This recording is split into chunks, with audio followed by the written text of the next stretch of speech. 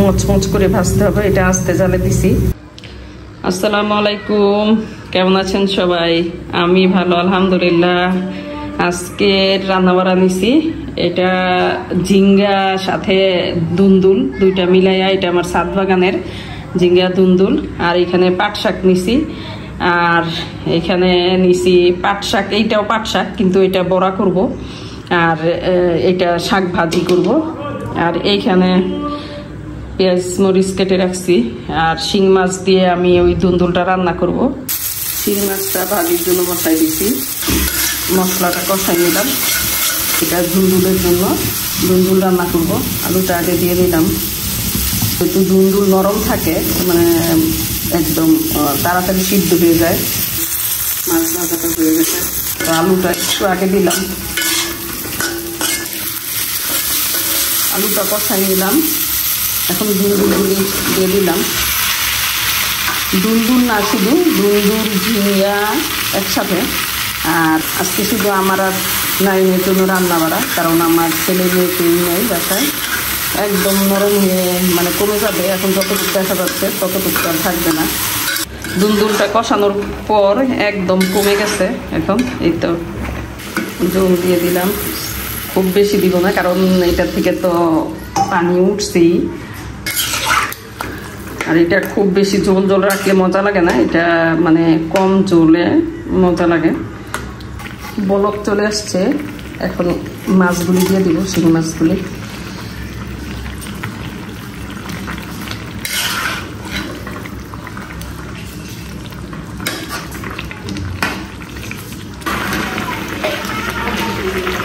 দুন্দুলের তরকারিটা হয়ে গেছে, এখন নামাই ফেলবো। ঝোলটা একদম সমান সমান মাখা মাখা, এই যে এরকম। বেশি ঝোল দেওয়া যায় না, কারণ দুন্দুল থেকে অনেক পানি উঠে। তো আমার রান্নাটা শেষ হয়ে গেছে। আর দুন্দুল শিং মাছ দিয়ে অনেক বেশি মজা লাগে। দুন্দুল, করলা, এইসব কলা, কাঁচা কলা, ইলিশ মাছ, শিং মাছ দিয়ে অনেক মজা। তো এইটাও মানে এমন মজা হয়। তো আমার এটা হয়ে গেছে, এখন নামাই দিব। পাট পাতা ভাজার জন্য এখানে চালের গুঁড়ি নিয়ে নিছি, এটার মধ্যে সব মশলা দিছি।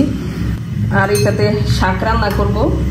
এখানে দুইটা শুকনা মরিচ দিয়ে দিলাম, পেঁয়াজ, রসুন, কাঁচামরিচ, অল্প লবণ। এখানে পাতিলে ভাত বসাইছি আমার আর নাইমের জন্য, ছোট্ট পাতিল। শাক দিয়ে দিলাম। পাট শাক আমার খুবই পছন্দ, খুবই পছন্দ। শাক দেখলি মনে হয় নিয়ে আসি। অনেক পাট শাক তিতা হয়, তিতা লাগে, কিন্তু ওই তিতা শাকটাও আমার খেতে মানে পছন্দ। শাক হইলেই হইল। তো আমি এত পছন্দ করি শাক, কিন্তু শাকটা রেগুলার নিয়ে আসা, এনে ফ্রেশটা খাওয়া সম্ভব না। শাক তো আর ফ্রিজে রেখে খাওয়া যায় না। পাট শাক ভাজিটা হয়ে গেছে, একদম চারা চারা হয়ে গেছে, যেটা বিজল বিজল ছিল সব শেষ। এখন এটা নামাই ফেলবো। পাট শাকের বড়া করব। তো এখন এগুলি আমি মোড়াই নিতেছি। আসলে এটা এইভাবেই করা যায়। বেশি পাতলা করলে ওইটা দেখা যায় যে চুল জোল পানি পানি হয়ে থাকে, পরে আর হয় না। তো এই জন্য আমি বেশি পাতলা করি নিই। বেশি পাতলা করলে ব্যাটারটা মানে শাকে উঠে গিয়ে পাতায় বাজে না, এই জন্য আমি একটু ঘন করে নিছি। এরকম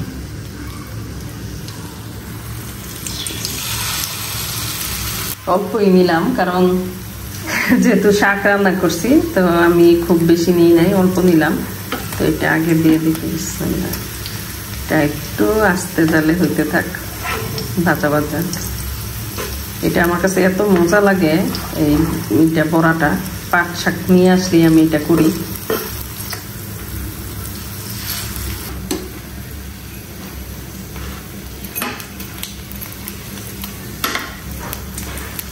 এই বড়াটা ঠান্ডা হয়ে গেলে বেশি মজা লাগে না, গরম গরম খেতে হয় গরম ভাতের সাথে। এই জন্য বেশি নেই নাই, কমায় নিছি আমার আর নাইমের জন্য।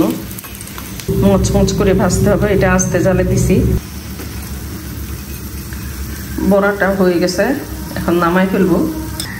একদম আস্তে জালে মচমচে করে এগুলি ভাজলাম। এইসব বড়া জাতীয় আইটেম আমার ওই যে কুটকুট করে খাওয়া যায়, এই জন্য খুব মজা লাগে। আর আমি একটু মচমচে করে ভাজি। ডালের বড়া, পাতার বড়া, বিভিন্ন রকমের মিষ্টি কুমড়া ফুলের বড়া, এগুলি। এই তো হয়ে গেল আজকের জন্য আমার রান্না বাড়া।